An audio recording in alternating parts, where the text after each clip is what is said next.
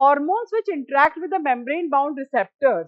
Okay, always remember, जब भी membrane bound receptors की हम बात करते हैं तब हमेशा secondary messenger का formation होता है और physiological responses produce होती हैं. Always remember this. तो इसके अंदर आएगा ये वाला पॉइंट. ठीक है, अब इसमें लिखा है एंटर द टारगेट सेल. नहीं, ये जितने भी मेम्ब्रेन बाउंड रिसेप्टर्स हैं उनके हार्मोन्स को सेल के अंदर घुसने की इजाजत नहीं है, क्योंकि ऐसे हार्मोन्स हाइड्रोफिलिक हैं. They include steroid hormones. हमेशा याद रखिए, जो मेम्ब्रेन बाउंड रिसेप्टर्स है जहां पर, वहां पे स्टेरॉइड हार्मोन्स बाइंड नहीं होंगे. Generate physiological responses, example tissue growth and differentiation. ये वाला जो काम है वो स्टेरॉइड हार्मोन्स करके देंगे, तो ये भी रॉन्ग होगा.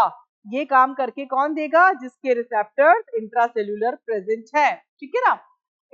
अब इसके अंदर देखिए बी वाला जो पॉइंट है, generate physiological response, example ovarian growth. तो हम इस तरह से देख सकते हैं इसको कि सपोज ये,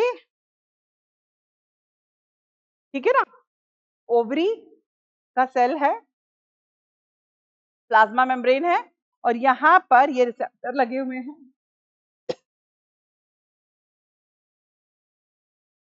ये रिसेप्टर लगे हुए हैं.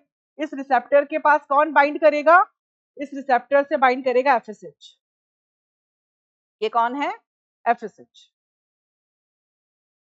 इस तरह से समझ लेते हैं इस क्वेश्चन को पूरी तरह से. ये एफएसएच बाइंड करेगा किसके साथ? मेम्ब्रेन बाउंड रिसेप्टर के साथ. और यहां पर प्रोड्यूस होगा टीचर्स रेस्पॉन्स 1.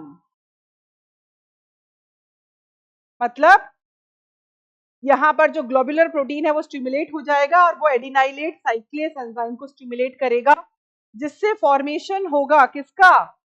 सेकेंडरी मैसेंजर का, साइक्लिक एएमपी. Cyclic AMP. ये साइक्लिक एएमपी रिस्पॉन्सिबल होता है, ऑलवेज रिमेंबर, बायोकेमिकल रिएक्शंस के लिए.